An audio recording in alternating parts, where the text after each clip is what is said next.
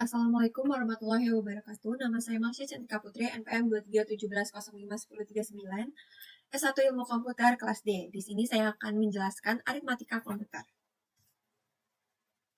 Langsung aja, aritmatika komputer adalah istilah yang merujuk pada operasi aritmatika yang dilakukan oleh unit pemrosesan dalam sebuah komputer, meliputi proses penjumlahan, pengurangan, perkalian, pembagian yang dilakukan oleh CPU, atau unit aritmatika dalam mikroprosesor. Dalam fungsi dasar komputer modern yang digunakan dalam berbagai aplikasi termasuk pemrosesan gambar, pemodelan matematika, analisis data, dan masih banyak lagi. Selanjutnya konsep-konsep utama aritmatika komputer. Arithmetica and Logic Unit atau ALU adalah unit dalam mikroprosesor yang bertanggung jawab untuk melakukan operasi aritmatika dan logika. Operasi aritmatika seperti penjumlahan, pengurangan, serta operasi logika AND dan OR dilakukan sesuai dengan instruksi pemrogram. ALU digunakan dalam dasar pertambahan untuk operasi aritmatika dan sirkuit elektronik yang disebut adder untuk melakukan operasi ini. Selanjutnya ada struktur Arithmetic and Logic Unit. ALU merupakan suatu kesatuan alat yang terdiri dari berbagai komponen perangkat elektronika termasuk di dalamnya sekelompok transistor yang dikenal dengan nama logic gate, di mana logic gate ini berfungsi untuk melaksanakan perintah dasar matematika yang dan operasi logika. Kumpulan susunan dari logic gate ini yang dapat melakukan perintah perhitungan matematika yang lebih komplit seperti perintah add untuk menambah bilangan atau divide untuk membagi dari suatu bilangan. Selanjutnya itu ada cara kerja ALU. Pada gambar di atas adalah cara kerja ALU yang pertama-tama, yaitu ALU akan bekerja setelah mendapat perintah dari control unit. Akan memberi perintah sesuai dengan komando yang tertulis pada register. Jika register memberi perintah untuk melakukan proses penjumlahan, maka PC akan menyuruh ALU untuk melakukan proses penjumlahan. Selain perintah, register pun berisi operan-operan setelah operan-operan. Setelah proses ALU selesai, hasil yang terbentuk adalah sebuah register yang berisi hasil atau suatu perintah lainnya. Selain register, ALU pun mengeluarkan suatu flag yang berfungsi untuk memberitahu kepada kita tentang kondisi suatu prosesor seperti apakah prosesor mengalami overflow atau tidak. Selanjutnya itu ada cara kerja CPU. Pada gambar ini, CPU pertama-tama sebuah program akan dieksekusi, maka isi program tersebut akan berada di dalam hard disk, diambil dan dimasukkan ke RAM. Control unit membedakan instruksi dan data. Instruksi ditempatkan ke program store, sedangkan data ditempatkan di working store.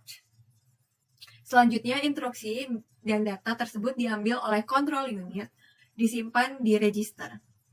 Bila instruksi merupakan perhitungan logika atau aritmatika, maka ia dibawa ke ALU untuk diproses. Hasilnya akan ditampung di akumulator. Control unit akan mengambil dan membawa kembali ke RAM yang kemudian ditampilkan hasilnya di alat output. Selanjutnya, ada fungsi ALU. Tugas dari ALU adalah melakukan keputusan dari operasi logika sesuai dengan instruksi program. ALU melakukan operasi aritmatika yang lainnya seperti pengurangan dan pembagian yang dilakukan dengan dasar penjumlahan, sehingga sirkuit elektronik di ALU yang digunakan untuk melaksanakan operasi aritmatika yang disebut adder. Selanjutnya, rangkaian utama untuk melakukan perhitungan ALU. Adder merupakan rangkaian ALU yang digunakan untuk menjumlahkan bilangan. Karena adder digunakan untuk memproses operasi aritmatika, maka adder juga sering disebut rangkaian kombinasional aritmatika.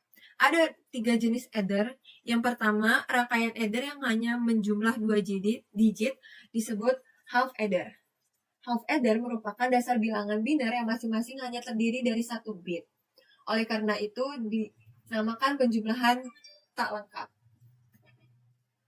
Selanjutnya itu ada rangkaian adder yang hanya menjumlahkan 3 bit disebut full adder. Full adder adalah rangkaian yang bekerja melakukan perhitungan penjumlahan sepenuhnya dari dua buah bilangan biner, yang masing-masing terdiri dari 1 bit. Rangkaian ini memiliki 3 input dan 2 output. Salah satu input merupakan nilai dari pindahan penjumlahan, kemudian sama seperti pada half adder, salah satu outputnya dipakai sebagai tempat nilai pindahan dan yang lainnya sebagai hasil penjumlahan. Yang terakhir ada rangkaian adder yang penjumlahannya banyak bit, disebut parallel adder. Parallel adder adalah rangkaian full adder yang disusun secara paralel dan berfungsi untuk menjumlahkan bilangan biner berapapun bitnya, tergantung jumlah full adder yang diparalelkan.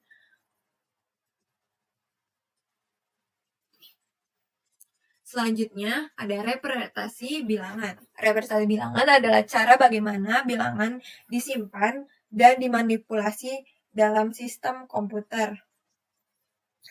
Jenis-jenis representasi bilangan yang pertama itu ada representasi biner. Bilangan direpresentasikan sebagai string digit biner.